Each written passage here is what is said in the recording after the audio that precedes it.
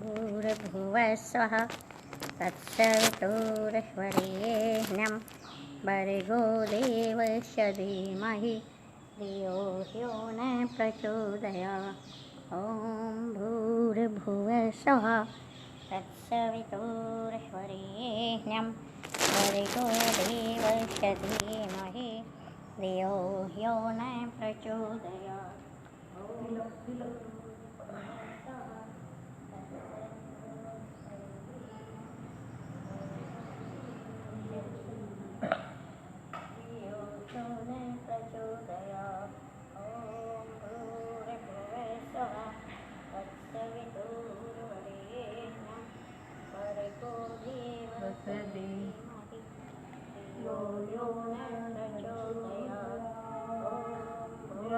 भी लगा दे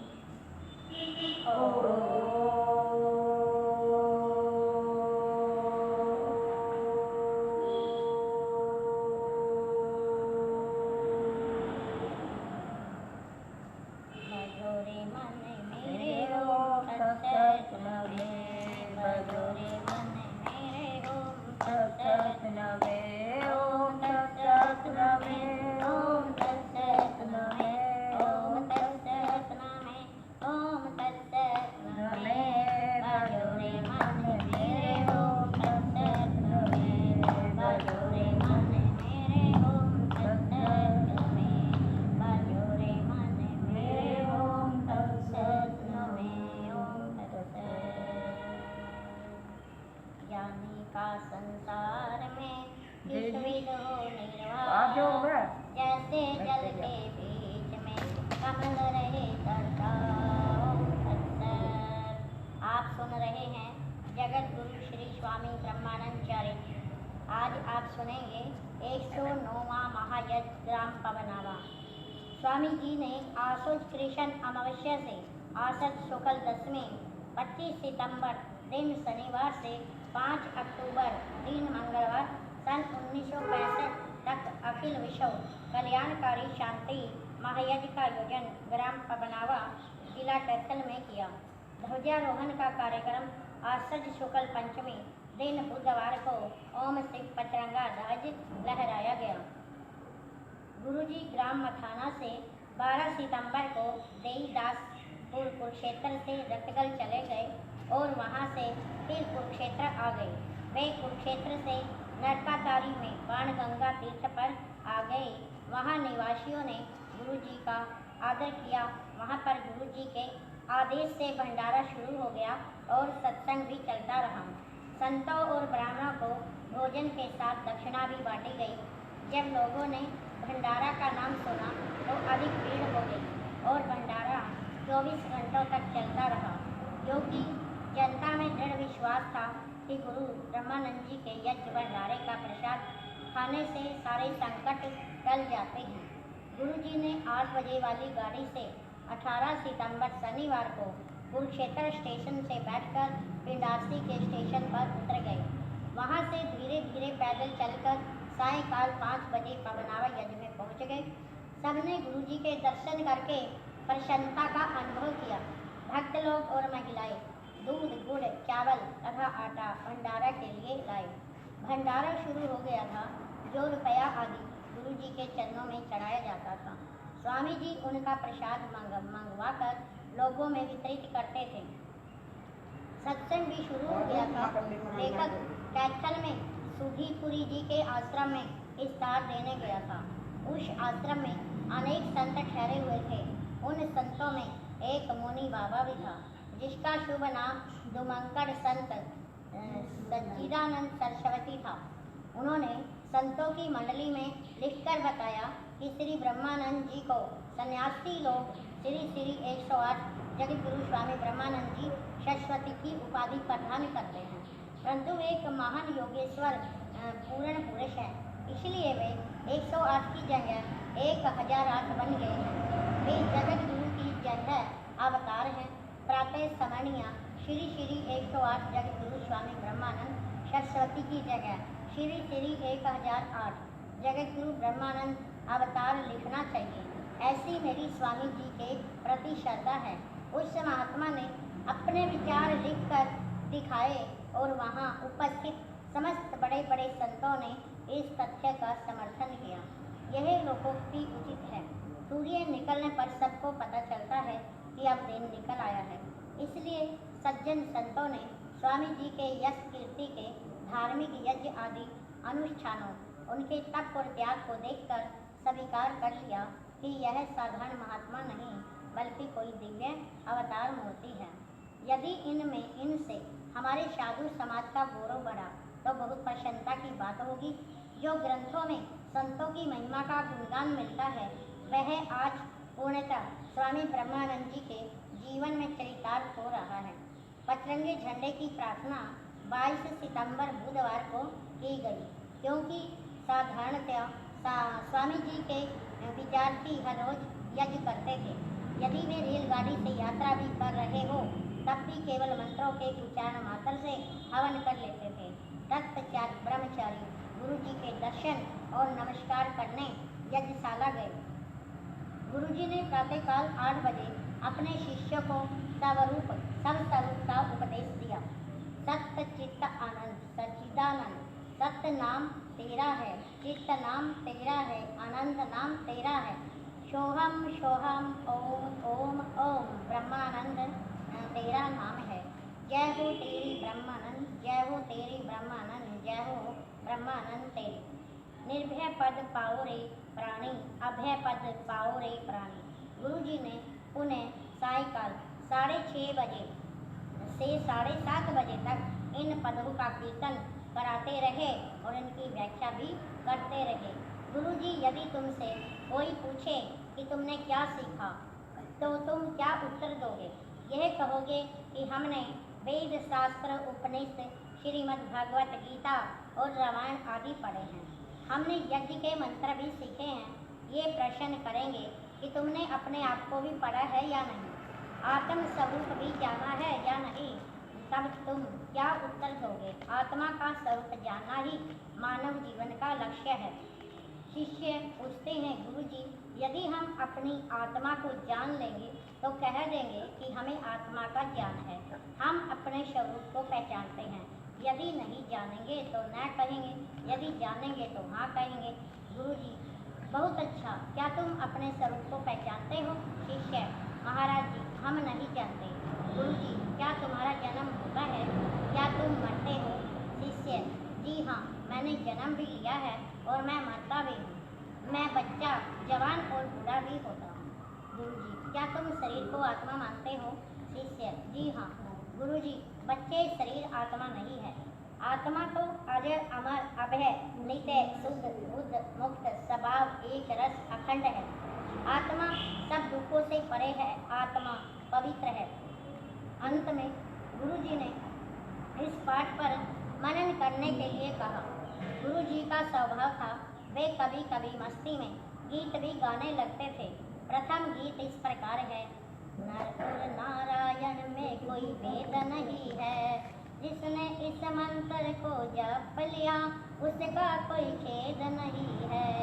नर और नारायण में कोई भेद नहीं है, जिसने इस मंत्र को जप लिया उसका कोई खेद नहीं है। जिस मरने से जग डरे वह मरना मुझको भाए, मर कर ही तो हमने पूर्ण ब्रह्मानंद पाए। जिस मरने से जग डरे उसमें बड़ा आनंद, मर कर ही तो पाए हैं हमें पूर्ण ब्रह्मानंद। नर और नारायण में कोई भेद नहीं है, जिसने इस मंत्र को जप लिया उसको कोई खेद नहीं है। दूसरा गीत इस प्रकार है। हमने छोड़ दिया घर बार गुरु जी तेरी सेवा के लिए, हमने छोड़ दिया घर बार गुरु जी तेरी सेवा के लिए। माता छोड़ी पिता छोड़ा छोड़ दिए बहन और भाई, माता छोड़ी पिता छोड़ा छोड़ दिए बहन और भाई। नानी छोड़ी नाना छोड़े छोड़ दिए ताऊ और ताई, मामी छोटी मामा छोटा छोड़ दिए सकल सुखदाई।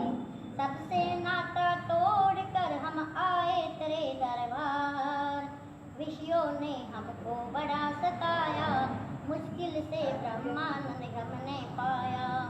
गुरु जी ने हमको बचाया जय जय है इनकी बारंबार, गुरु जी ने हमको बचाया जय जय है इनकी बारंबार।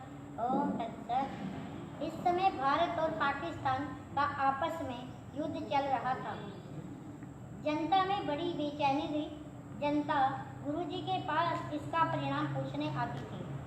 गुरु जी निर्भय भाव के साथ उत्तर देते थे, भारत की विजय होगी, भारत को कोई पराजित नहीं कर सकता। योगीराज स्वामी ब्रह्मानंद भारत माता की जय मनाते थे। उनका भारत माता से बड़ा प्रेम था। वैसे तो सारे विश्व के हितैषी और प्रेमी थे, पर वे स्वदेश के हित को सर्वोपरि मानते थे। युद्ध के मोर्चा पर जवानों को जो कष्ट होता था, गुरुजी उस पीड़ा को अपनी मानते थे। गुरुजी सामाजिक नियमों के पालन में सावधान रहते थे। वे शिविर में रात्रि को रोशनी नहीं करने देते थे। ये भारत और विश्व के निराले महापुरुष थे जो अपना कर्तव्य पालन कर रहे थे। वे ओम के उपासक के साथ कर्म योगी भी थे। वे वास्तव में राजनीति विशारद थे। उनको तोप के गोलों, बम्बों, तीर, तलवारों, अग्नि, सांप, बिच्छू, गोलियों, किसी भी अस्त्र और शस्त्र से डर नहीं लगता था। हिंदू, मुसलमान, सिख, ईसाई, जैन और बौद्धों से भय नहीं लगता था। वे उपनिषदों के अभयम अमृतम ब्रह्म पद के अधिकारी हो गए। वे सच्चे अर्थों में आत्मज्ञानी या ब्रह्म ज्ञानी थे। वे बड़े दयालु थे। वे सबके हित चिंतक थे। उनका जन्म हमारे कल्याण के लिए ही हुआ था। उनका कल्याणकारी मंत्र ओम तत्सत, ओम गुरुजी, ओम तोही, ओम पिताजी, जय हो तेरी है। प्रत्येक मनुष्य इस मंत्र का जप करके मुक्ति पद का अधिकारी हो सकता है। विश्व में विभिन्न प्रकार के धर्म और मजहब हैं। वे एक दूसरे के पतन या विनाश करने में तुले हुए हैं। स्वामी ब्रह्मानंद जी ने एक साम्यवादी दल तैयार किया है जिसमें प्रत्येक मनुष्य के लिए स्थान है। पचरंगा एक धार्मिक ध्वज है। सारी जनता इस झंडे को पूजती है। यह हमारे सब मनोरथों को पूरा करता है। यह सब रोगों और संकटों का निवारण करता है। जनता दल के रूप में इसके पूजन में सम्मिलित होती है। इसका प्रचार दूर दूर तक होता जा रहा है। शिष्य गुरुजी, आज हम सारसा ग्राम में जय ध्वनि कर रहे थे। तब एक लड़का राम कुमार कुछ विघ्न करना चाहता था, किंतु लोगों ने इसे बहुत लताड़ा। गुरुजी, इस संसार में तरह तरह के लोग हैं। देवासुर संग्राम प्राचीन काल से चला आ रहा है। तुम ओम तत्सत का कीर्तन करते चलो। किसी से भी लड़ना ठीक नहीं है। किसी की बुराई भी न करो, बुराई को न खोजो। जहाँ भी दूसरों के गुण प्राप्त हो उसे तुरंत ग्रहण करो। इसी प्रकार 50 में एक दोहा है, न यहाँ देखो न वहाँ देखो, जिसको यहाँ देखो उसको वहाँ न देखो। यहाँ भी देख वहाँ भी देख, देखत देखत ऐसा देख, मिट जाए दुई रह जाए एक। 50 नामक पुस्तक से ये दोहा है।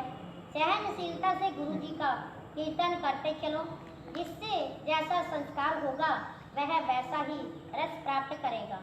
जिस प्रकार एक ही खेत में गन्ना और मिर्च होती है, वे जल में से अपना अपना रस लेते हैं। संसार में दो प्रकार के लोग हैं, एक देवता है, दूसरे राक्षस है। जिस प्रकार शहद की मक्खी भी काली होती है जो शहद चूसती है, मल या गंदगी कोई मक्खी भी काली होती है। कोयल का रंग भी काला होता है, वह बागों में रहती है, अपने मधुर स्वर से जगत को मुग्ध करती है। कौवा भी रंग में काला होता है, जो कांव कांव करता रहता है और पशुओं के घाव पर बैठता है और मांस खाता है।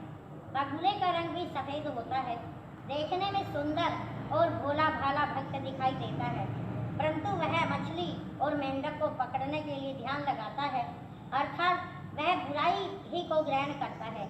इसी प्रकार नीच पुरुष भी उपदेशक का उपदेश बड़े ध्यान से सुनता है, केवल इस आशय से कि वह उसमें कोई त्रुटि पकड़कर वाद विवाद करे।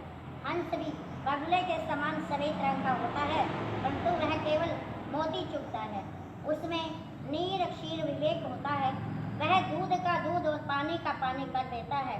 इसी प्रकार सज्जन पुरुष सुनता है, परंतु वह उपदेश में गुण ग्रहण करता है, वह अपने हित का चिंतन करता है। भैंस स्वयं काली होती है और काले कंबल या काले छाते से डरती है, परंतु वह अपना रंग नहीं देखती। इसी प्रकार नीच पुरुष दूसरों की बुराई ढूंढता रहता है, परंतु वह अपनी बुराई कभी नहीं देखता। बजरंगी झंडे का पूजन बड़े धूमधाम के साथ आश्वयुज शुक्ल पंचमी दिन बुधवार तदनुसार प्रातःकाल 10 बजे 29 सितंबर को किया। यज्ञ का प्रारंभ बड़े यज्ञ कुंड में शुरू हुआ। रामायण का पाठ किया जा रहा था। गुरुजी इससे पूर्व विद्यार्थियों को भारतवर्ष का इतिहास भी पढ़ाते थे, जिसको साधारण जनता भी सुनती थी। गुरुजी ने एकता के महत्व के संबंध में एक जोरदार प्रवचन दिया।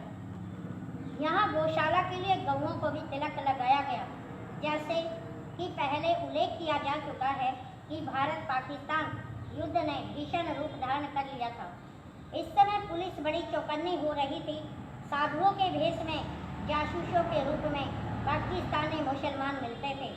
गुरुजी ने देवियों की मथाना यज्ञ में ड्यूटी लगाई थी कि वे करनाल, पानीपत, उचाना, करसिंधु, काबरछा आदि गांवों में प्रचार करते हुए पबनावा यज्ञ में पहुँचे।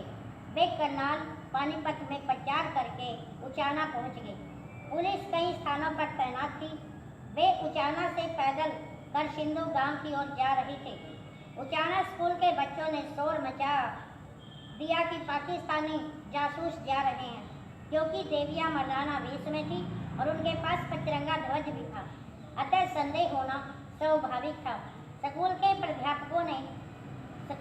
अध्यापकों ने तुरंत पुलिस को सूचना दे दी। पुलिस गाड़ी में दौड़ी जब तक देवियां करसिंधु पहुंच गई थी। वहां एक कुएं पर जलपान कर रही थी। इतने में पुलिस पहुंच गई और इन पर पाकिस्तानी जासूस होने का आरोप लगाया और तुरंत गाड़ी में बैठाकर थाने में ले गई। वे उस समय प्यास के क्या कारण व्याकुल हो रही थी। देवियों ने अपना पूरा पता पुलिस वालों को बता दिया था। स्वामी जी के बारे में भी बताया और यह भी बताया कि करसिंधु गांव में हमारे परिचित लोग हैं, किंतु उन्होंने कोई भी बात नहीं सुनी और वे उनको तुरंत उचाना थाने में ले गए। थानेदार ने देवियों को देखकर कहा, मूर्खों, ये जासूस हैं, ये तो स्वामी जी की देवियां हैं और धर्म का प्रचार करती हैं। वह थानेदार गुरुजी से परिचित था। इतने में करसिंधु गांव से भगत, राजमल तथा बड़े बड़े आदमी थाने में पहुंच गए। उन्होंने देवियों को ओम तत्सत कहकर नमस्कार किया। वे थानेदार से कहने लगे, ये हमारे गुरुजी की देवियां हैं, इन्हें क्यों पकड़ लाए हो? थानेदार पहले ही लज्जित हो रहा था। उसने कहा, ये संदेह के कारण पकड़े लाए हैं, इनसे भूल हो गई। थानेदार ने क्षमा याचना की और पुलिस ने आदर पूर्वक देवियों को करसिंधु छोड़े आई। पुलिस इसलिए निर्दोष और धर्मात्मा लोगों को भी कभी कभी अकारण परेशानी उठानी पड़ती है। इस यात्रा में ये तीनों देवियां, साध्वी रत्नी देवी, साध्वी सुशीला देवी और साध्वी दक्षिणा देवी थी। उन्होंने पबनावा पहुंचकर गुरुजी को सारा वृत्तांत सुनाया। 5 अक्टूबर को पबनावा में यज्ञ की पूर्णाहुति शांतिपूर्वक हुई। गुरुजी ने अपने एक सेवक फूल सिंह के साथ साइकिल पर बैठकर 6 अक्टूबर को 6 बजे बुधवार के दिन प्रस्थान किया। ऐसा प्रतीत हुआ मानो तारागण में से एक पूर्णिमा का चंद्रमा अस्त हो गया। चारों ओर यह शोर मच गया कि गुरुजी फतेहपुर पुंडरी चले गए। अतः जनता में से कुछ लोग फतेहपुर पुंडरी की ओर गुरुजी के दर्शनों के लिए चल पड़े। समस्त स्त्री पुरुष गुरुजी का गुणगान कर रहे थे। कुछ समय बाद मेला बिखर गया। गुरुजी लगभग दोपहर के 12 बजे मुंदरी आश्रम में 6 अक्टूबर को पहुंच गए। वे वहां से वापस फतेहपुर पुंडरी अपने आश्रम में 7 अक्टूबर 1965 को पहुंच गए। गुरुजी का सबसे पुराना यही मुख्यालय था, यही कार्यालय था। भगत फूल सिंह गुरुजी को लसीना ले जाने के लिए तैयार था। अचानक भक्त लक्ष्मण अड्डे पर पहुंचकर गुरुजी से बाता चलने की प्रार्थना करने लगा। गुरुजी ने उसकी प्रार्थना को स्वीकार कर लिया और वे भक्त लक्ष्मण के साथ 6:30 बजे वाली बस से बाता चले गए। वे आश्रम में तो केवल थोड़ी देर ही ठहरे। वे भक्त लक्ष्मण के साथ पूर्णिमा के दिन सायंकाल 4:35 पर बाता से 10 अक्टूबर को वापस आश्रम में आ गए। भक्त लक्ष्मण गुरुजी का पक्का चेला था। वह गुरुजी को दही और गोलगप्पे खिलाता था। वह रेड़ी लगाता था। वह बड़ा ईमानदार दुकानदार था। गुरुजी भगत राजमल करशिंदु के साथ मुख्य आश्रम फतेहपुर पुंडरी में लगभग 2 घंटे सत्संग करने के पश्चात ठीक 7 बजे चले गए और गुरुजी भक्त लक्ष्मण के साथ पुंडरी में भक्त परसाराम के यहाँ ठहरे। गुरुजी आश्रम में ढाक पलाश वृक्ष के नीचे 10 अक्टूबर को प्रातःकाल 10 बजे बैठे थे। गुरुजी ने लुहार बागड़ियों के मंदिर की ओर देखते हुए कहा, भाई मेरे माता पिताओं, यह मंदिर निराकार देवी का मंदिर है। इसमें किसी देवी को प्रतिमा नहीं है। किसी देवी की इसमें प्रतिमा नहीं है। इसके दर्शन किसी भाग्यशाली मनुष्य को ही होंगे। इसका नाम निराकार ब्रह्म नंदिनी देवी है। इसको पूजने से सबके संकट दूर होते हैं। इसके 3 मेले हैं। एक महात्मा को इस देवी का पुजारी बनाया जाए। गुरुजी के मीठे और हितकारी शब्दों को सुनकर एकदम देवी पर भी फूल पतासे चढ़ाने लग गए। उसमें ओम गुरुजी का कीर्तन करने लगे। उक्त ढाक वृक्ष का प्रसंग भी आया। इनकी सूचना गांव बुरनपुर आबाद में गुरुजी को दे दी थी कि झंडे के पास एक छोटा सा ढाक का वृक्ष उग आया है। तब गुरुजी ने कहा कि इस ढाक के वृक्ष को नहीं काटना है। इससे हवन की समिधाओं का काम चला करेगा, क्योंकि चंदनी की समिधाओं के बाद पलाश ढाक की समिधाओं को ही यज्ञ के लिए श्रेष्ठ मानते हैं। गुरुजी के जीवन काल तक इस वृक्ष को नहीं काटा गया। गुरुजी मास्टर इंद्र सिंह के साथ साइकिल पर बैठकर फरन में भक्तों के यहाँ चले गए। गुरुजी प्रातःकाल 10:45 पर आश्रम फतेहपुर पुंडरी से 12 अक्टूबर को चले गए। वे फरन में डॉक्टर सत्यानंद जी के यहाँ 3 घंटे ठहरे और वापिस इंद्र सिंह के साथ 4 बजे आश्रम से फतेहपुर पुंडरी आ गए। रणजीत सिंह गुरुजी को साइकिल पर बिठाकर अपने गांव रशीना में 5 बजे ले आया। वहां रात भर सत्संग होता रहा। गुरुजी अपने गृहस्थी शिष्यों श्री फूल सिंह, श्री धन सिंह, श्री रणजीत सिंह, मुख्तियार सिंह के साथ कालरपुरा 8 बजे पहुंच गए। गुरुजी ने वहां 2 वर्ष पूर्व 3 मास तक यज्ञ किया था। वहां पर एक विद्यानंद महात्मा बजरंगी झंडे का पुजारी रहता था। गुरुजी ने निकट के शीर्षल गांव में अपने शिष्यों को भेजा। वहां रत्नी देवी भी सत्संग करने के लिए आई हुई थी। कालरपुर से सरदार रघुवीर सिंह डॉक्टर अपनी साइकिल पर बैठाकर डीग गांव प्रातःकाल 10 बजे ले आए। गुरुजी के साथ उनके कुछ सेवक भी थे। कुछ समय पश्चात देवियां भी डीग के यज्ञ में शीर्षल से आई। उनके कार्यक्रम के बारे में पूछा तो उन्होंने बताया कि उनका कार्यक्रम रद्द हो गया। वे कार्यक्रम के विरुद्ध एक रात आहू ग्राम में ठहरे, क्योंकि वहाँ के लोगों ने देवियों से यज्ञ कराया था। एक रात बिना प्रोग्राम के लगने पर गुरुजी 3-4 घंटे बोले। उनके सिद्धांत युक्त मधुर स्वर और प्रभावशाली भाषण को सुनकर सब लोगों के रोंगटे खड़े हो गए। सब लोग टकटकी लगाकर गुरुजी की ओर देखते रहे। तत्पश्चात गुरुजी का वार्तालाप देवियों के साथ हुआ। गुरुजी ने देवियों से प्रश्न किया, देवियों बताओ, आप लोगों ने एक रात मेरी आज्ञा के बिना क्यों लगाई? देवियों ने गुरुजी के प्रश्न का उत्तर इस प्रकार दिया कि उस ग्राम के भक्तों ने हम लोगों को ठहरा दिया। उन्होंने हमसे यज्ञ और सत्संग करने की प्रार्थना की। गुरुजी ने कहा, यदि तुम उनके कहने से वहां ठहर गई तो अपने माता पिता के कहने से अपने घर क्यों नहीं ठहरी? क्या तुम्हारे माता पिता से अधिक जोर दिया? और यज्ञ का तो कोई बहाना नहीं, जहाँ तुम जाओगी यज्ञ तो वहाँ करवाना ही होगा। आप लोगों को हमारी आज्ञा का पालन करना चाहिए। यज्ञ तो प्रतिदिन होता है। आप लोगों के सुख से मैंने क्या, अनेक वीरों ने लड़ाइयों में अपने आप को भस्म किया। इनका वह यज्ञ सबसे बड़ा है। हम दूध गर्म करने के लिए उसे गर्म रखते हैं। दूध उबल कर निकल जाता है, वह भी एक प्रकार का यज्ञ है। आप लोगों ने हमारा करा कराया बिगाड़ दिया।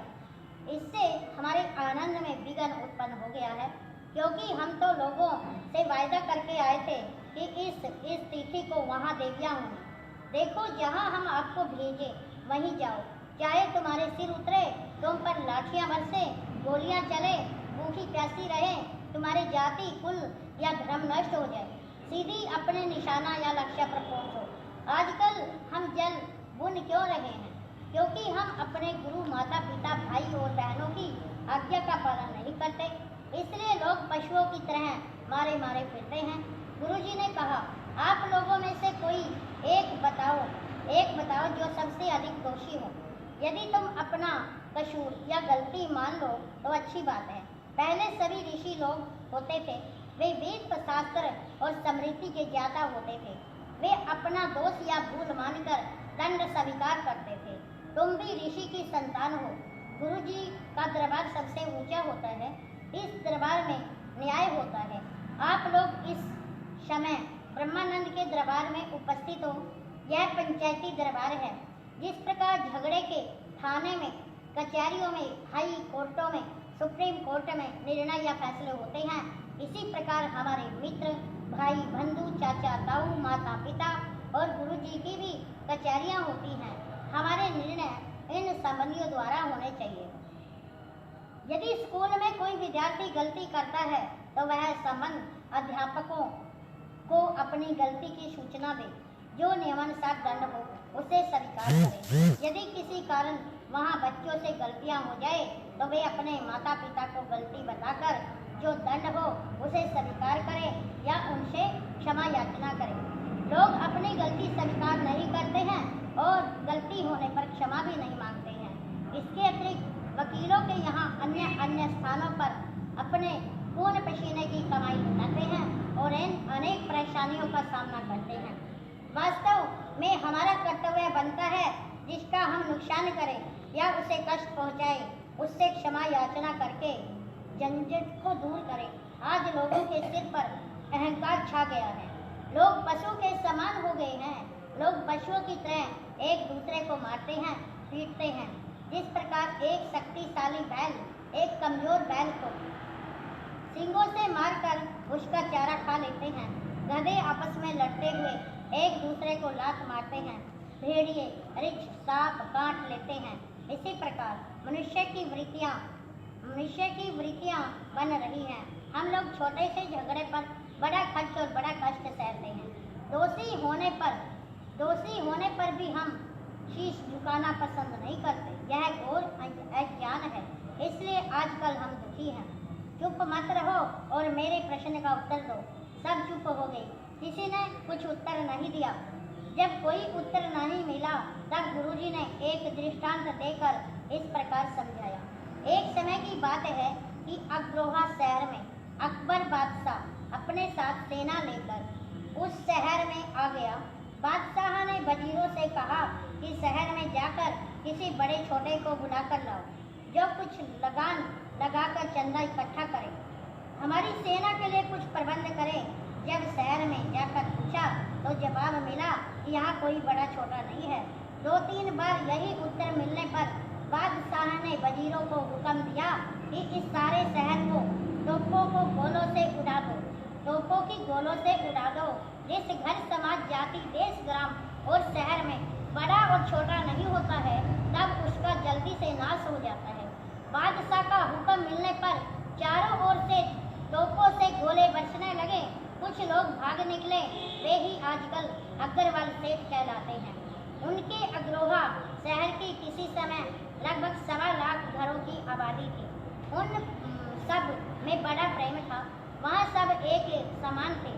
उस शहर में कोई छोटा बड़ा नहीं था। यदि बाहर से कोई आदमी उनके यहाँ आ जाता, तब वे उसे आदर से रखते थे और 2 ईंट और 1 रुपया देकर उनको अपने बराबर बसा लेते थे। जल्दी उत्तर दो, अन्यथा सबको गालियाँ, गलौज, दंड और धमकियाँ दी जाएगी। एक शिष्य, गुरुजी मेरा दोस्त है, जो आपकी इच्छा हो वह दंड मुझे आप दें।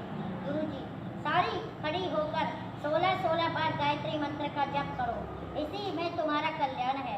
वे दया के सागर हैं, इनका क्रोध होना तो भाग्य की बात है।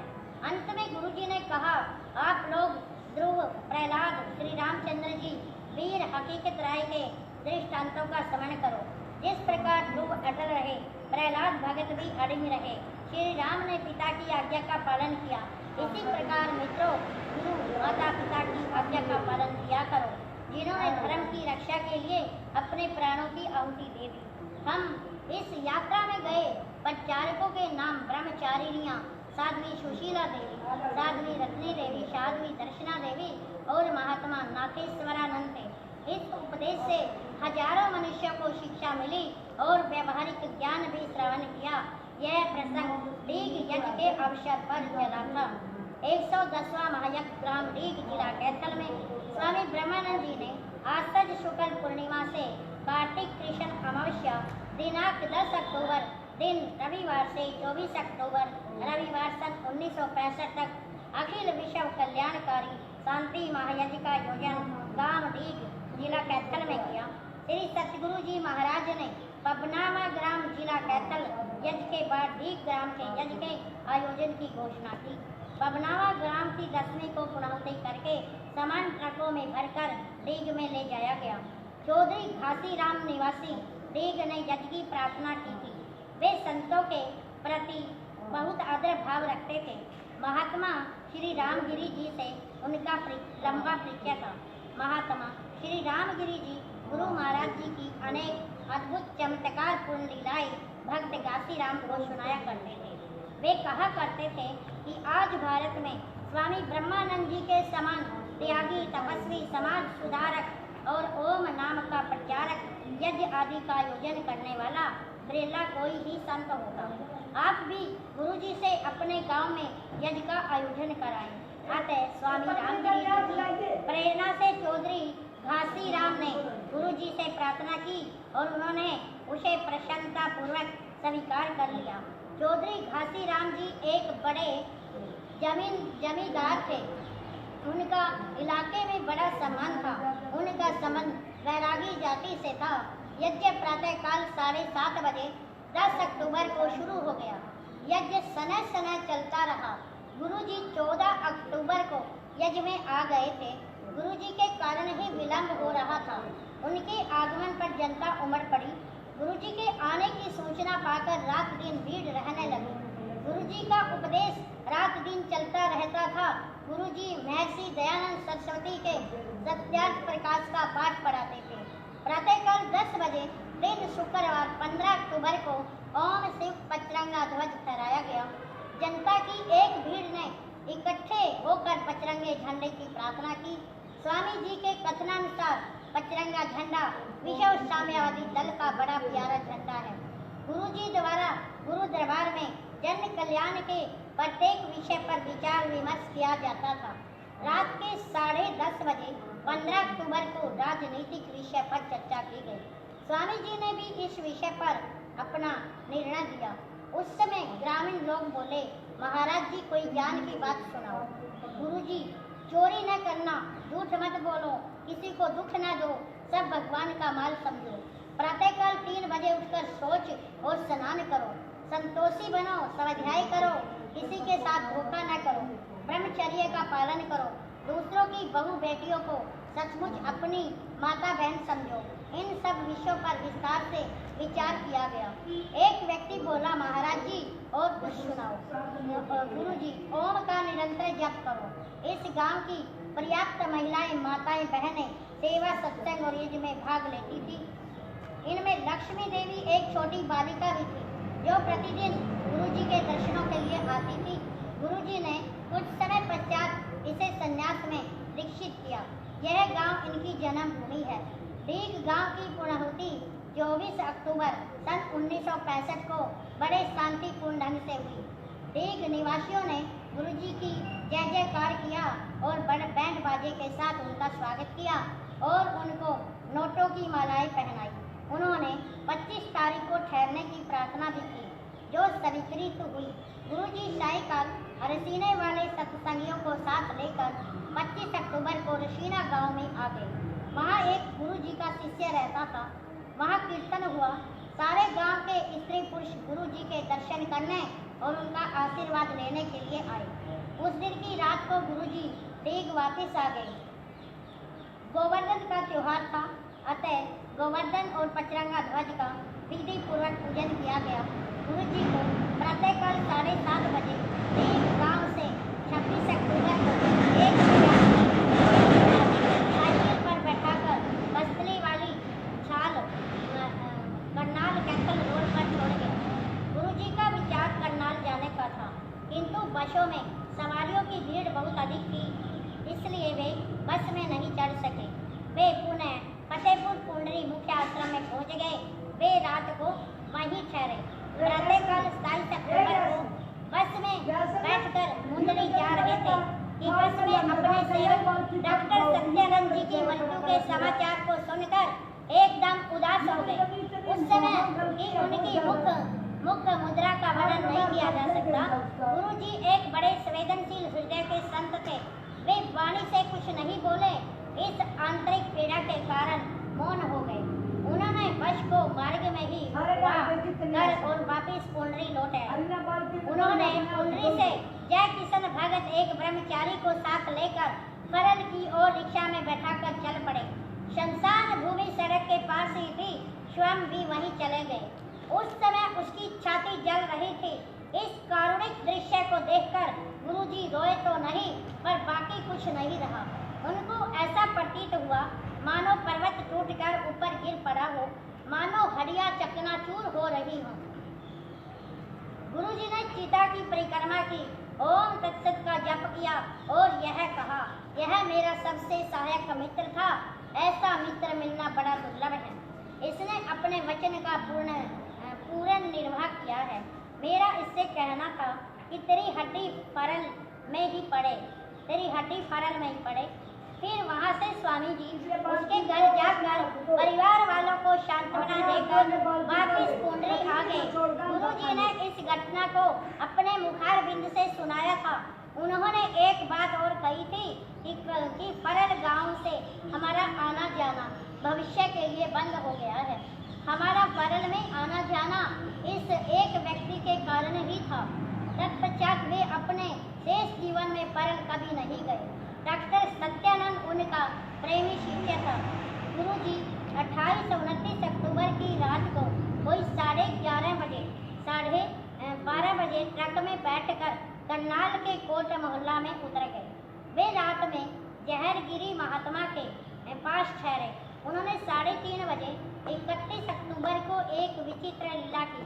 वे एक पागल जैसा वेश बनाकर नंगे पैर, गाढ़े मिट्टी से लथपथ, घुटने तक ऊंची नीची धोती पहनकर और सिर पर आँख की टहनियाँ डालकर सिर मुंह सब ढककर कैमला शिविर में एक छोर से दूसरे छोर की ओर चुपचाप निकल गए।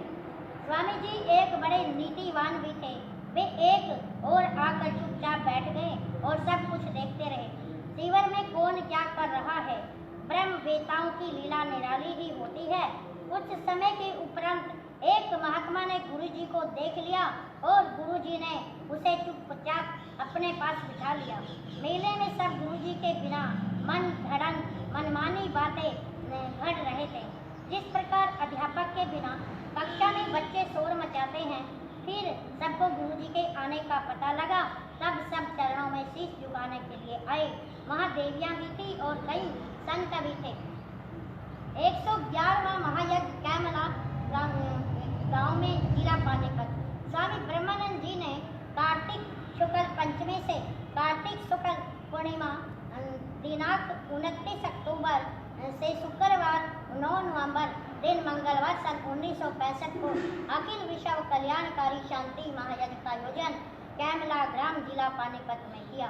ट्रकों द्वारा एक गांव के यज्ञ की पूर्णाहुति के बाद सामान्य कैमला गांव में भेजा गया।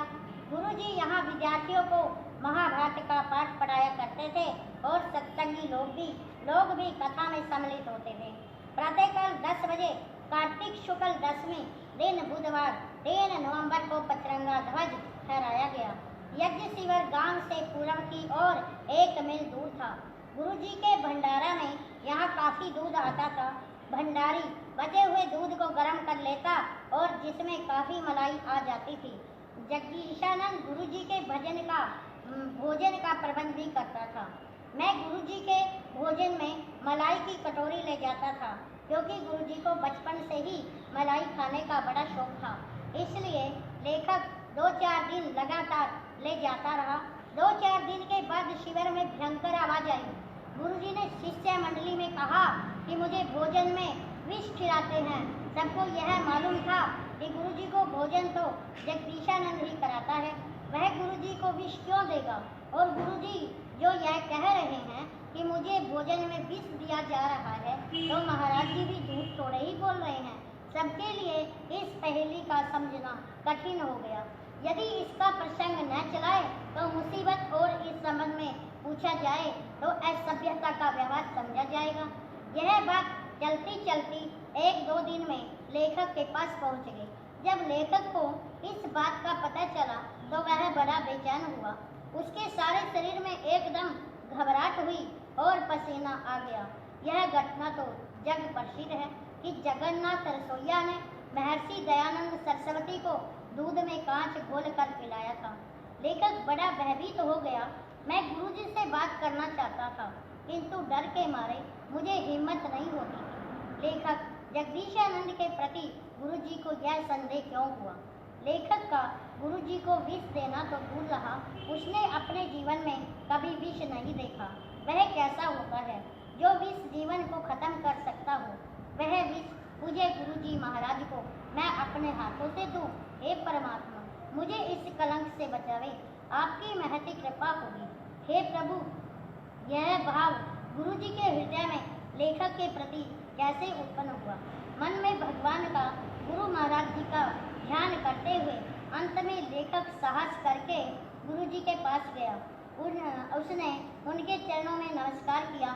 लेखक ने बड़ी विनम्रता से पूछा, गुरुजी, कुछ महात्मा यह कह रहे हैं कि गुरुजी कहते हैं कि मुझे भोजन में विष दिया जा रहा है।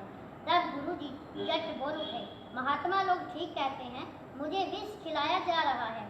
लेखक ने हाथ जोड़कर विनती की, गुरुजी, भोजन तो भंडार में बनता है, वही सेवक लाता है और वही डालकर खिलाता है, उसमें विष जैसा कोई पदार्थ नहीं होता। तब गुरुजी कड़क कर बोले, तू भोजन में मलाई लाता है, क्या मलाई सब महात्माओं संगत को खिलाई जाती है? वह मलाई की कटोरी ही मेरे लिए विष की कटोरी है। जब जगदीशानंद, तुम्हें पता है कि यह ब्रह्मानंद का भंडार है, इसमें राजा और रंक को एक पंक्ति में बैठाकर एक प्रकार का भोजन कराया जाता है, तो मेरे लिए अलग भोजन लाने की क्या जरूरत है? भगवान के भंडारा में जो भी गरीब अमीर आते हैं वे सब हमारे अतिथि हैं। यदि मैं उनसे अलग भोजन करता हूँ, मेरे लिए विष के समान है। गुरु महाराज के जीवन का इतना ऊंचा आदर्श था। ऐसे महात्मा धन्य हैं। ऐसे गुरुजी की कथने और करने में कोई अंतर नहीं था। उन्होंने अपने जीवन में जिन सिद्धांतों का प्रचार किया है, उन सिद्धांतों को अपने व्यवहारिक जीवन में भी अपनाया है। उनके आदर्श जीवन का ही ओज प्रभाव है कि लोगों ने उनके नाम से अनेक स्कूल, मंदिर और आश्रम स्थापित किए। उनके नाम का स्मरण करके लोग आनंद और शांति प्राप्त करते हैं। वह माता धन्य है। वे माता पिता सदा के लिए अमर हो गए हैं, जिन्होंने ऐसे त्यागी और तपस्वी महात्मा को जन्म दिया। इस घटना के बीतने पर लेखक के मन में यह संकल्प आया कि वह स्वामी जी के जीवन के अंत समय में उनसे दूर रहे, नहीं तो लोग यह कह देंगे कि लेखक ने स्वामी जी को विषैला पदार्थ खिलाकर मार दिया। गुरुजी ने लेखक की इस मनोकामना को भी पूर्ण किया। जब गुरुजी मोक्ष धाम में पहुंचे, लेखक पुंडरी बड़ी वाले आश्रम में रहता था और गुरुजी मुख्य आश्रम फतेहपुर पुंडरी वाले आश्रम में रहते थे।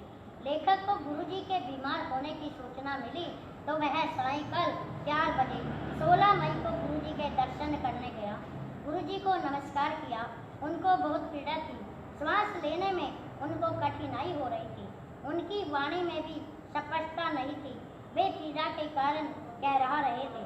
तब लेखक ने विचार किया कि यहाँ रहने से कोई लाभ नहीं है, पूरनपुर से भाई दलेल जी से कुछ रुपए लेकर गुरुजी का इलाज कराया जाए।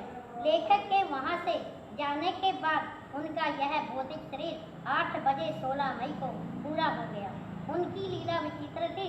जो भी श्रद्धालु देवियाँ और महात्मा थे, वे पहले से ही दूर भगा दिए गए थे। यज्ञ की पूर्णाहुति 9 नवंबर को हुई। कैमला ग्राम के निवासियों ने गुरुजी को रुपयों की माला पहनाई, उनको श्वेत वस्त्र पहनाए, धोती कुर्ता, कपड़ों के जूते, सिर का दुपट्टा, चादर और हाथ पोंछने के लिए साफा भी दिया। उनको तांगा में बैठाकर शोभा यात्रा निकाली गई। लोग बड़ी दूर दूर से इस हवन में भाग लेने के लिए आए थे। जुलूस बड़ा लंबा था। नर नारी गुरुजी की जय जयकार कर रहे थे। पूरे गांव की परिक्रमा की गई। देव स्थानों पर दीपक जलाए गए और प्रसाद चढ़ाया गया। नर नारी गुरुजी के दर्शनों के लिए भी खड़े थे। जब शोभा यात्रा शिविर में वापस पहुंची, तब गुरुजी के जय जयकार से आकाश गूंजने लगा। बैंड बाजे की अलग ही रौनक थी। यज्ञ शिविर जनता की भीड़ से खचाखच भर गया था। गुरुजी ने आकर ओम का वैदिक कीर्तन कराया और सब लोगों को भंडार से प्रसाद दिया गया। कुछ पंडितों ने गुरुजी के साथ शास्त्रार्थ भी किया। उन्होंने यज्ञ को रोकने की योजना भी बनाई थी, किंतु वे असफल रहे। गुरुजी साधुराम उर्फ स्वामी शंकरानंद की साइकिल पर बैठकर प्रातःकाल 8:30 बजे 10 नवंबर को गरोंडा आ गए। वहां से बस में बैठकर पक्के पुल पर उतरे। वहां महात्मा निहालगिरी नहीं थे, अतः गुरुजी वापस करनाल आ गए। वे करनाल से भुटाना गांव में आए। वहां सारी रात सत्संग हुआ। वे वहां से वापस बधाना गांव में पचरंगे झंडे के आश्रम में आ गए। देवियां करनाल आ गई थी। उधर कैमला से ट्रक करनाल होते हुए बधाना गांव पहुंच जाते हैं। वहां से सब लोग ट्रक में बैठकर सायंकाल 5 बजे कुरुक्षेत्र पहुंचते हैं। गुरुजी सनेत सरोवर के निकट महात्मा शुक्रनाथ जी के ढूंढने पर गए।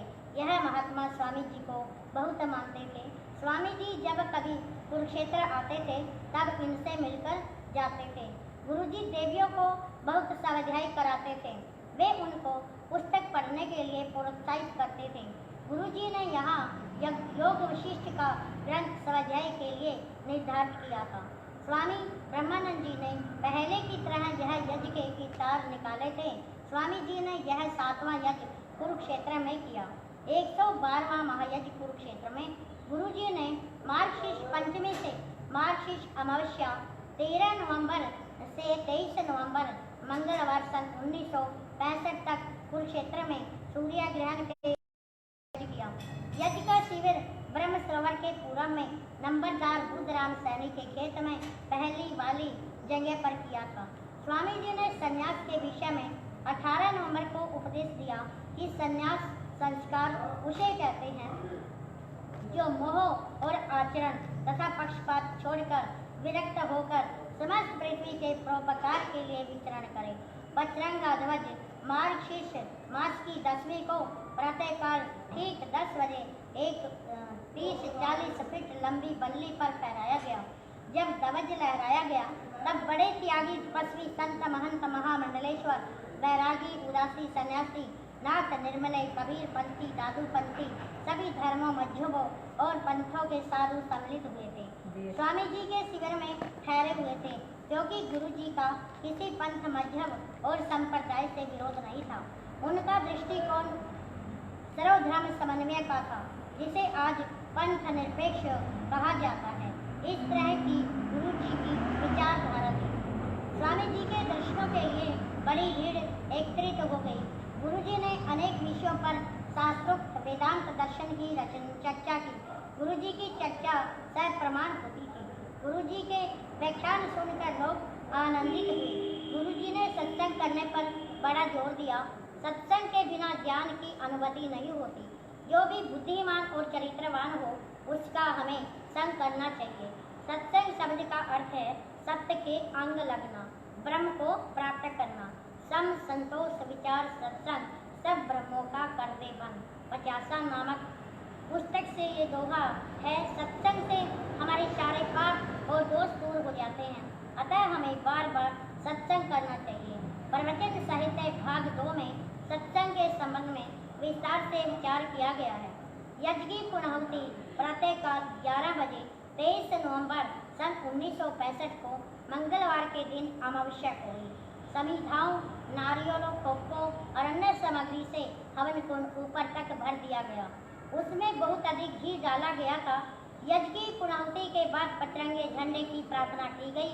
प्रार्थना के समय सब लोग खड़े हो जाते थे। गुरु जी भी कभी कभी खड़े होकर झंडे की प्रार्थना बोलते थे और सीधा हाथ करके अंगूठे के पास वाली उंगली से इशारा करते और बाकी हाथ टेढ़ा नहीं होता था। उसके बाद भंडार की घंटी बजी। सबने प्रसाद ग्रहण किया। तत्पश्चात सब भक्तों ने स्वामी जी से अपने घर जाने की विदाई ली। चौधरी खुशीराम अपने साथ कन्याओं को ढानी शीशवाल ग्राम जिला हिसार 24 नवंबर बुधवार को ले गया। गुरुजी ने देवियों को 150 रुपये खर्च के लिए दिए थे। साथ में लेखक जगदीशानंद भी था। गुरुजी इनको विदा करने के बाद स्वयं करसिंधु के एक भक्त राजमल के साथ बाता चले गए। गुरुजी के जाने के बाद शिविर की मंडली तीतर भीतर हो गई। गुरुजी बाता गांव में महात्मा सुंदरपुरी जी के पास ठहरे। दूसरे दिन स्वामी जी भगत राजमल के साथ लगभग 12-1 बजे 24 नवंबर को नरवाना पहुंच गए। वैसे तो उन्होंने जींद का टिकट ले लिया था। उनको खांडा खेड़ी उतरना था। यहाँ के भक्तों ने गुरुजी से वहाँ पहुँचने की प्रार्थना की थी। बाद में उनका विचार बदल गया। गुरुजी और भक्त राजमल हिसार वाली बस में बैठकर हिसार पहुँच गए। गाड़ी आने में देर थी, इसलिए स्टेशन पर बैठे रहे। गुरुजी बेंच पर लेट गए। गुरुजी के पास लड़कियों के ओढ़ने का पीला रंग का एक कपड़ा था। गुरुजी ने मुस्कुराकर कहा, भक्त राजमल, यह पीला कपड़े मेरे ऊपर डाल दे। मुझे लड़की समझकर कोई न बोलेगा। मैं आराम से ध्यान अवस्थित हो जाऊं। यदि कोई टोकेगा भी तो तुम रोक देना कि बीमार बुढ़िया लेट रही है, इसको मत छेड़ना। कभी कभी गुरुजी इस प्रकार की हंसी विनोद भी कर लेते थे। वस्तुतः उनके भीतर कोई लिंग भेद नहीं था। वे नर नारियों में एक ही आत्मा के दर्शन करते थे। वे रात को हिसार से गाड़ी में बैठकर अगले स्टेशन जखोधा खेड़ी स्टेशन पर रात को 10-11 बजे उतर गए। वहाँ स्टेशन पर ठहरने की कोई अनुकूल व्यवस्था नहीं थी। एक रेडी वाला मार्ग में जा रहा था। उसमें एक जनानी थी। वह घबरा गया और रेडी में नहीं बैठने दिए। वे पैदल ही 3 पलांग सवाल पहुँच गए। उन्होंने धर्मशाला में आवाज़ लगाई, कोई भी नहीं बोला। रात को 1-2 बजे का समय था। अंत में उनको बाहर वृक्ष के नीचे रुकना पड़ा। उन्होंने प्रातःकाल 4 बजे एक गंदे पानी वाली मैले जल वाली जोड़ी में स्नान किया। गुरुजी ने विनोद भाव से कहा, इसमें जति और सतियों का मलमूत्र है। यहाँ जल की कमी थी। यहाँ पर देवियाँ प्रतिदिन प्रातःकाल साय को यज्ञ करती, संध्या आरती करती और वेद पाठ करती, जिससे सब लोग प्रभावित थे। गुरुजी के यहाँ आने पर तो वातावरण बिल्कुल ही बदल गया। गुरुजी के सुरीले वचनों और बांसुरी की तान से पशु पक्षी भी मुग्ध हो जाते थे। मनुष्यों की तो बात ही क्या है। वहाँ गुरुजी ने सितार भी बजाया और 50 के दोहे भी गाए। वे शीशवाल ग्राम से खुशीराम वाली ढाणी में 27 नवंबर को पहुँचे। गुरुजी को एक दूसरी ढाणी में रेड़ू में बिठाकर 2 बजे 28 नवंबर को ले गए। वहाँ रात्रि में अच्छा सत्संग हुआ। भगत खुशीराम 2 रेड़ुओं में गुरुजी और देवियों को बिठाकर प्रातःकाल 10 बजे 29 नवंबर को आधमपुर मंडी छोड़ गए। वे 11 बजे बस अड्डे पर आ गए और आधमपुर मंडी से 12 बजे बस में बैठ गए और 2 बजे हिसार पहुंच गए। वहां से बस में बैठकर 3:50 पर बजे हांसी आ गए। 8 बजे मुढाल हिसार ग्राम पहुंच गए। मुरारी भगत के यहाँ मुढाल में ठहरने का विचार था। वह स्थान ध्यान समाधि के अनुकूल न होने के कारण रात को महात्मा के आश्रम में ठहरे। वहाँ के महंतपुरी जी महाराज ने गुरु जी का बड़ा सम्मान किया। वे स्वयं बड़े प्रसन्न हुए कि आज भारत के शिरोमणि संत मेरे आश्रम में आए हैं। जो कोई भक्त आश्रम में आता था उसे स्वामी जी को नमस्कार करने के लिए कहता था और कहता कि ये बड़े सिद्ध पुरुष हैं, इनके बड़े बड़े भंडारे चलते हैं। देवियों ने सायंकाल संध्या आरती आरंभ कर दी। गुरुजी ने भी अपनी बांसुरी बजाने शुरू कर दी। बांसुरी वादन सुनकर गांव के नर नारी एकत्रित होने लगे। गुरुजी को अपने बाल्यकाल में बांसुरी बजाने का बड़ा शौक था। वे कभी कभी जंगल में बांसुरी बजाकर सारे वातावरण को उल्लासपूर्ण बना देते थे। जंगल के पशु पक्षी उनके पास आकर बैठ जाते थे। गुरुजी का भजन सुनकर सब नर नारी अपने अपने घरों को चले गए। कुछ देर के बाद 2 बुद्धिमान वृद्ध पुरुष आए। उन्होंने गुरुजी को कर कहा कि गुरुजी, हम बहुत दिनों से आपके दर्शन का इंतजार कर रहे थे। आपका नाम बहुत सुना, किंतु हमें आज आपके दर्शन बड़े सौभाग्य से हुए हैं। उन वृद्ध जनों के पूछने पर गुरुजी ने उनको गायत्री मंत्र का अर्थ समझाया, उनको प्राणायाम योग के बारे में भी समझाया। दोनों वृद्ध सज्जन सत्संग करके बड़े प्रसन्न हुए। गुरुजी और 5 शिष्य चौधरी मुरारी के यहाँ सत्संग करके मुडाल गांव हिसार से 30 नवंबर मंगलवार को प्रातःकाल 10:30 बजे चले। लगभग सब लोग 12 बजे बांस ग्राम में आ गए। देवियां सब मंदिरों और अखाड़ों में घूम चुकी थी। वहाँ के एक भक्त ने गुरुजी को रोक लिया। वहाँ सारी रात सत्संग होता रहा। देवियों ने सायंकाल चौधरी धीर सिंह के यहाँ यज्ञ किया। गुरुजी अपने शिष्यों के साथ प्रातःकाल ग्राम बांस से 1 सितंबर को बस अड्डे पर आ गए। वहाँ बाता गांव का एक कुमार अपने खच्चर बूटी लेकर आ रहा था। उन्होंने गुरुजी को ओम सत्सत करके और अन्य सब महात्मा को बुग्गी में बैठाकर खांडा खेड़ी उतार दी। सब लोग खांडा खेड़ी से लगभग 2 बजे पहुँचे। खांडा खेड़ी में लगभग 2 बजे पहुँचे। सब लोग चौधरी सुदन के यहाँ 2 दिसंबर को ठहरे। देवियाँ उनके घर में रही और प्रातःकाल सायंकाल दोनों समय यज्ञ और सत्संग किए। पचरंगे ध्वज की प्रार्थना गाई। यहाँ आर्य समाज का भी एक मंदिर था जिसमें लड़कियाँ पढ़ती थी। कुछ लोग अपने को आर्य समाजी और महर्षि दयानंद के शिष्य मान बैठे थे। वे बड़े अहंकारी थे और अपने को बड़े बुद्धिमान मान रहे थे। गुरुजी के दर्शनों और प्रवचनों से जनता बड़ी प्रभावित हुई। उनको विश्वास हो गया कि आज उन्हें एक सच्चे साधु के दर्शन हुए। वहाँ रहने वाले झूठे आर्य समाजियों को बड़ी जलन हुई। वे सायंकाल अपनी टोली बनाकर गुरुजी से बहस करने आए। उनको यह इरादा था कि गुरुजी को पराजित करना है। यहाँ तीर्थों से क्या लाभ है। सृष्टि विषय पर विवाद हुआ। वे कई नीति विषयों पर शास्त्रार्थ करते रहे, परंतु उन्हें मुँह की खानी पड़ी। गुरुजी ने प्रातःकाल 3 बजे स्नान किया और अपना नित्य नियम हवन आरती करके 7 बजे वाली बस से खांडा खेड़ी ग्राम से नारनौद आ गए। वहाँ से जींद वाली बस में बैठकर 9:15 बजे जींद पहुँच गए। आजकल गुरुजी लेखक को प्रश्नोत्तरी शंकराचार्य द्वारा वितरित पढ़ाया करते थे। उनकी यह यात्रा बड़ी सुखद रही। गुरुजी ने जिला हिसार में ओम तत्सत का प्रकाश फैलाया। सब लोग उनके दर्शनों और प्रवचनों से बहुत लाभान्वित हुए। इस यात्रा में गुरुजी के साथ साध्वी सुशीला देवी, साध्वी रत्नी देवी और साध्वी दर्शना देवी जी तथा भगत राजमल और लेखक भी था। गुरुजी ने इन 3 देवियों को फतेहपुर पुंडरी करनाल सुबरी में प्रचार करने के लिए कहा। सुबरी ग्राम से कतलाड़ी गांव में यज्ञ में आने का आदेश दिया। स्वामी जी भक्ति राजमल के साथ 3 दिसंबर को जींद से सफीदो मंडी पहुंचे। वहां गुरुजी को एक रात पोस्ट मास्टर अपने घर ले गया। वहाँ से महात्मा मंगलदास जी के पास ठहरे, क्योंकि सरदार संत सिंह अपने केशों का मुंडन कराकर यज्ञ स्थली पचरंगा झंडे पर आश्रम बनाने के उद्देश्य से बैठ गया था। उसने वहाँ आश्रम बना लिया था। गुरुजी को माताएं 5 दिसंबर को शहर में ले गई। गुरुजी की एक रात शांति देवी सैनी के यहाँ ठहरे। गुरुजी बस में बैठकर फतेहपुर पुंडरी आश्रम में 6 दिसंबर को पहुँच गए। वहाँ सत्संग होता रहा। गुरुजी मुंडरी गांव में 11 दिसंबर को चले गए। वहाँ सारी रात भजन सत्संग होते रहे। गुरुजी के आने के बाद श्रद्धालु भक्तों का तांता लग जाता था। स्वामी जी कतलाड़ी गांव के यज्ञ में 12 दिसंबर 1965 को पहुंच गए। कतलाड़ी ग्राम का यज्ञ आप कल सुनेंगे। आज इतना ही। ओम तत्सत। बजोरे मन मेरे ओम तत्सत नमे। बजोरे मन मेरे ओम तत्सत नमे। ओम तत्सत नमे। ओम तत्सत नमे।